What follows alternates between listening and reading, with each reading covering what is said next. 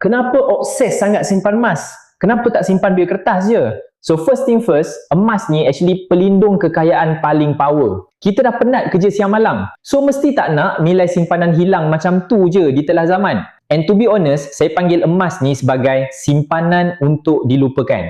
Korang pun tahu kan, kalau duit ada dalam bank, tangan tu auto gatal nak shopping. Tapi bila convert jadi emas, terus rasa sayang nak guna. Nampak tak game dia? Dari segi value, emas ni stable gila since zaman nenek moyang kita lagi. Dulu, 1 dinar boleh beli seekor kambing. And surprisingly, sampai hari ni pun, nilai dia still mampu beli benda yang sama. That is crazy guys.